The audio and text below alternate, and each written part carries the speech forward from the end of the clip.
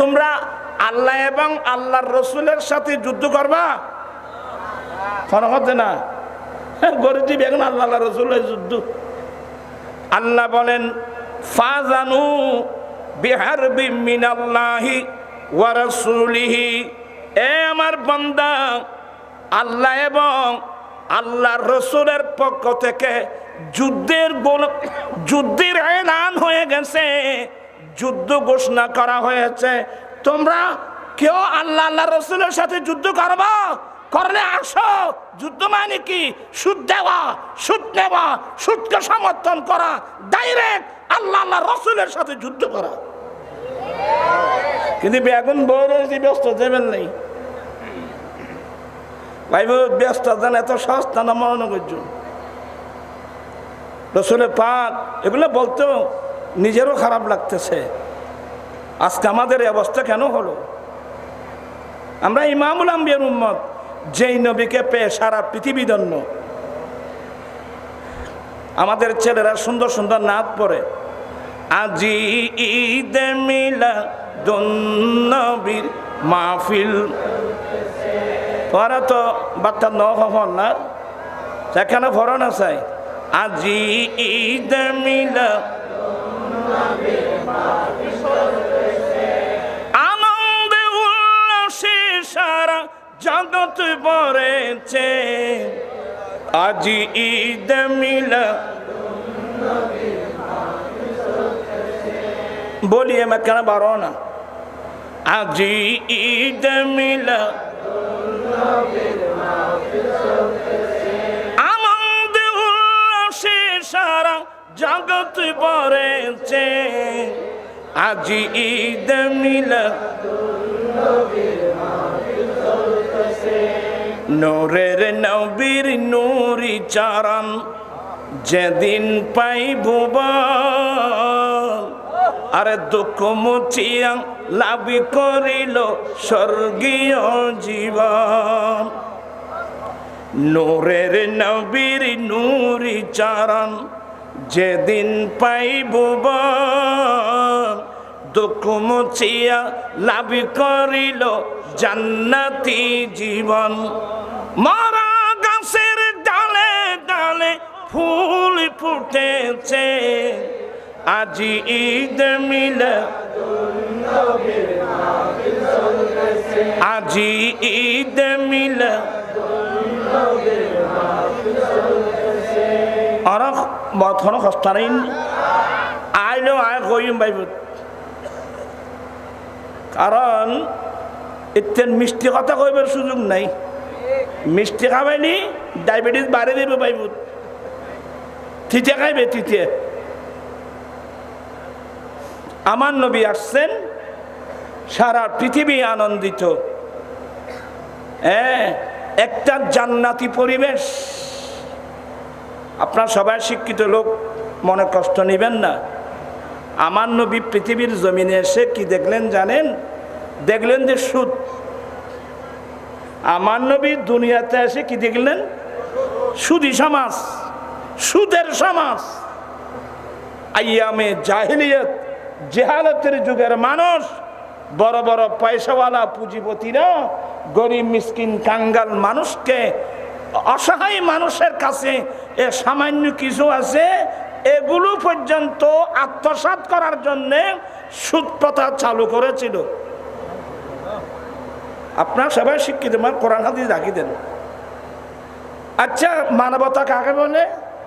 যার কাছে নাই তার থেকে নেওয়া, যার কাছে আছে তাকে দেওয়া, এটা মানবতা? ও মাইটারা তো বুঝে দে। সুদ মানে কি? সুদ মানে হলো যার থেকে নাই তার থেকে নেওয়া, যার কাছে আছে তাকে দেওয়া। এর চেয়ে মানবতা বিরোধী কাজ আর কি আছে আমাকে বলেন তো?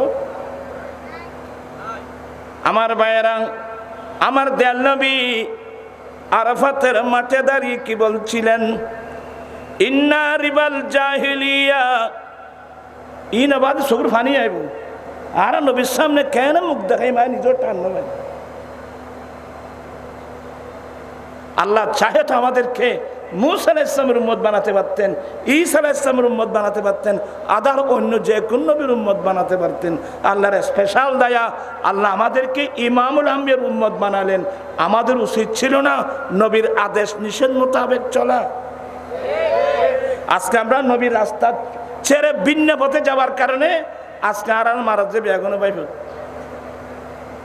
ওই আর মুরব্বী হলো হচ্ছে যে খজবা মুসরের বাদ যদি ট্যাংটা নিলি ওইখানে না মাটি চড়াইয়া আছে না, মাঝে চট্টগ্রাম বাসা আছে না, মশারির বাদ যদি ট্যাংটা নিলি কি মশারির বাইরে যদি আপনি ফা টেনে বসেন তাহলে মশা আপনাকে কামড়াবে, মশারের ভিতর থাকলে মশা আপনাকে কামড়াতে পারবে না। এখানে মোরাদ বুঝছেন, এটার অর্থ হলো আল্লাহ আল্লাহ রসুলের দেওয়ার যে সীমানা আছে এই সীমানার ভিতরে থাকলে কেউ আপনাকে আক্রমণ করতে পারবে না। এবার কোরআন শরীফের একটা আয়াত শোনেন। এখানে আমার ভাই অনেক ওই খঞ্জা হয়ে দিয়েন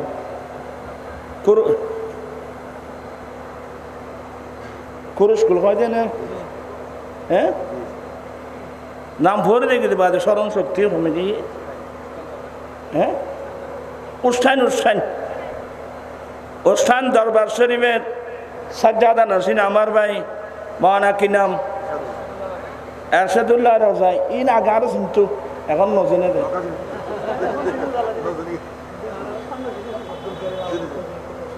না না একশো ইতারা এখনো চিন্তু। এবার কুতুবদিয়া দরবার শরীফের সাহেবজাদা জিল্লুল করিম বুড়ো হইলে মানসি তারা চিনে না, ও জোয়ান জান তাইলে চিনে দেয়। দাদা বুড়ো হয়ে গেলে নাতি হলো চিনে না, নচিনেও খাও না। যাই হোক, অনেক দরবার, এদিকে উস্তান দরবার, এদিকে কুতুবদিয়া দরবারে সাজ্জাদা নসিন, হ্যাঁ এখানে অনেক ওলামা একরাম আসছেন। দোয়া করবেন আল্লাহ তাদের এলম আমল হায়াতের মধ্যে আল্লাহ যেন কোটি কোটি বরকত দান করেন। এখন আমরা বয়স্ক মানুষ, এখন আমরা মাঠ থেকে গড়ে চলে যাওয়ার ফালা, এরাই ময়দানের মধ্যে সুন্নিয়তের কাজ করবে। কথা বুঝছেন? এদেরকে সম্মান করবেন, এদেরকে সহযোগিতা করবেন। তো আমি কি বোঝাতে চাইছিলাম, একটা আয়াতে কারিমা পড়ুন। বিসমিল্লাহির রাহমানির রাহিম। ইয়া আইয়ুহাল্লাযীনা আমানু লা তুকদ্দিমু বাইনা ইয়াদাইল্লাহি ওয়া রাসূলিহি ওয়াত্তাকুল্লাহা ইন্নাল্লাহা সামিউন আলীম। আল্লাহ বলেন, হে মুমিন বান্দা, তোমরা জীবনের কোন ক্ষেত্রে আল্লাহ এবং তার রসুলের আগে বাড়বে না।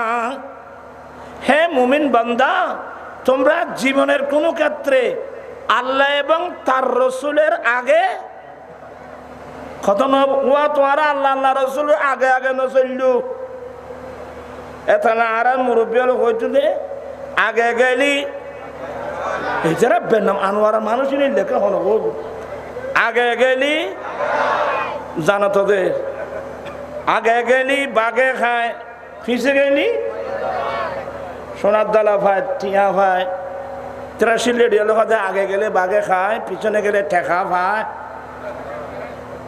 কথাটা প্রত্যেক জায়গায় আছে। যারা আল্লাহ আল্লাহ রসুলের আগে আগে চলবে এদেরকে বাঘে খাবে, এদেরকে মশায় কামড়াবে।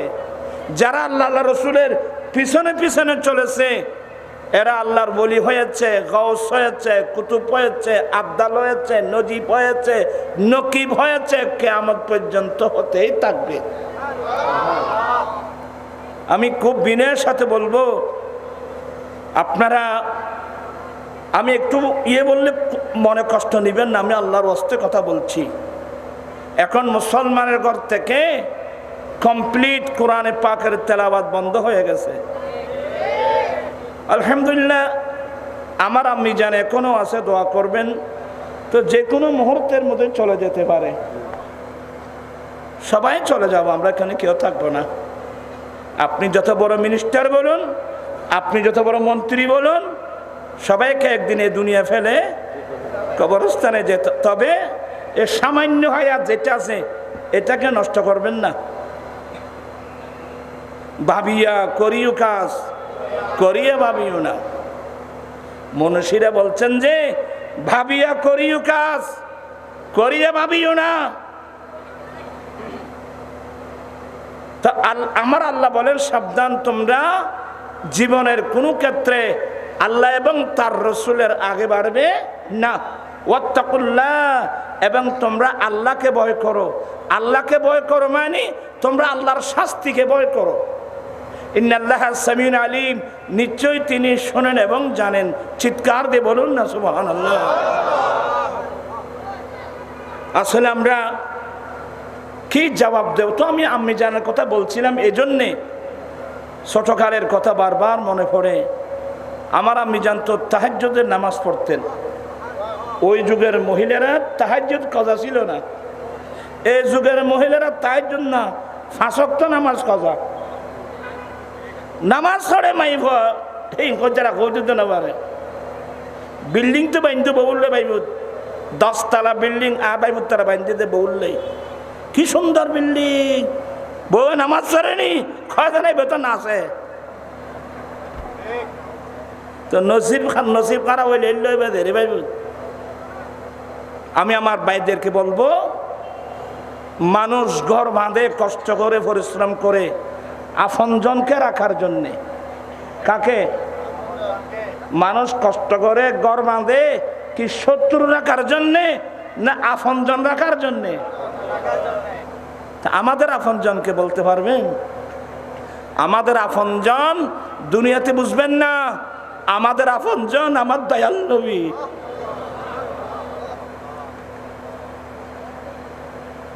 আমাদের আপনজন আর কে আছে? যে রসুল দুনিয়াতে না, আমরা দুনিয়াতে আসার আগেও যেই নবী উম্মতের জন্য ভেবেছিলেন। আলেম ওলামাদের জবানে শুনেছেন, আমার নবী মেরাজের রাত্রে যখন মেরাজে গেলে আল্লাহ নিয়ে গেলেন, আমার নবী মেরাজ শেষে ওয়াফাত যখন আসতেছিলেন, 6ষ্ঠ আসমানে মুসা আলাইহিস সালাম, মুসা আলাইহিস সালাম বলছেন, হুজুর আল্লাহ তোকে আপনাকে মেহমান বানিয়ে মেরাজে নিয়েছেন, আল্লাহ আপনার উম্মতের জন্য কিছু দিয়েছেন? বলে, মুসা আল্লাহ আমার উম্মতের জন্য এত নিয়ামত দিয়েছেন, এতগুলো নিয়ামত আল্লাহ অন্য কোন নবীর উম্মতের জন্য আল্লাহ দান করেন নাই। ইয়া রাসূলুল্লাহ, আমাকে একটু বলুন না কি দিয়েছেন? বলে, মুসা রব্বুল আলামিন আমার উম্মতের জন্য 50 ওয়াক্ত নামাজ দিয়েছেন। সুবহানাল্লাহ। কয় ওয়াক্ত? শুনতেও তো ভয় লাগে। 50 ওয়াক্ত নামাজ দিয়েছেন। মুসা আলাইহিস সালাম কি বললেন? নবী গো, আমার উম্মত সবল ছিল, এরপরে একমাত্র 1 ওয়াক্ত নামাজ ছিল, এরা 1 ওয়াক্ত নামাজ পর্যন্ত পড়ে নাই।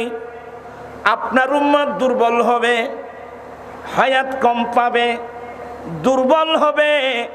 আমার উম্মতের তুলনায় আপনার উম্মত দুর্বল হবে।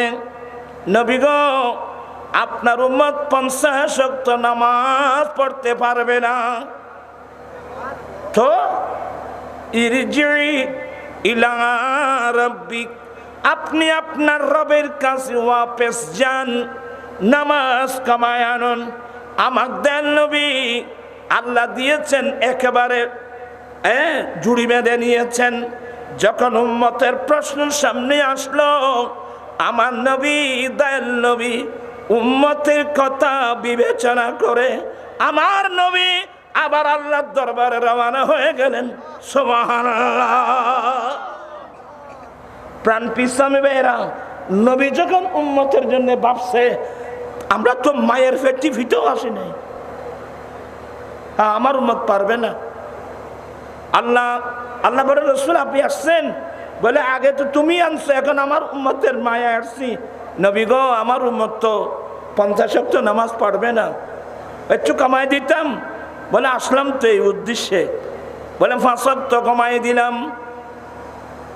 আমার নবী 45 ওয়াক্ত নামাজ নিয়ে আসতেছেন, মুসা আলাইহিস সালাম দাঁড়িয়ে আছে।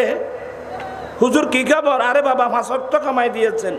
হুজুর, আপনার উম্মত 45 ওয়াক্ত নামাজ পড়বে না, আবার কমাই আনেন। আমার নবী আবার দর দিলেন। এইভাবে 9 বার 6ষ্ঠ আসমান থেকে মহান রব্বুল আলামিনের দরবার গিয়েছেন শুধুমাত্র উম্মতের জন্যে। আমার নবীর তো 50 ওয়াক্ত না, আমার নবীর তো সারা রাত সারা জীবন নামাজ পড়েন, 50 ওয়াক্ত না। আমার নবী বলেন, সরি, উম্মুল মুমিনিন মা আয়েশা বলেন, আমার দয়াল নবী সারা রাত দাঁড়িয়ে দাঁড়িয়ে নামাজ পড়তেন, এত লম্বা কেরাত পড়তেন, হাত্তা তাবাররামাত কদমাহু, এমনকি আমার দয়াল নবীর 2 কদম ফুলে যেত। ইবে করতো নেই যে আল্লাহ সুন্দর দেখুন, একটা কথা বললেন যেন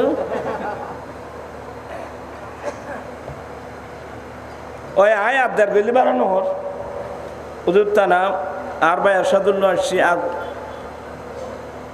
আয় আবার তার আর বয়সী এখন নেই। ইয়া কি হত ওরা? আচ্ছা সাই, আমি বলতে চেয়েছিলাম আমার নবী উম্মতের জন্য কি ভাবে সবসময় সবসময়। আমার ভাইয়েরা, 5 নং 45 ওয়াক্ত নামাজ কমাই দিলেন, আর আছে কত? 5 ওয়াক্ত। এই 5 ওয়াক্ত ইন পর্যন্ত আর নবরী দিবাই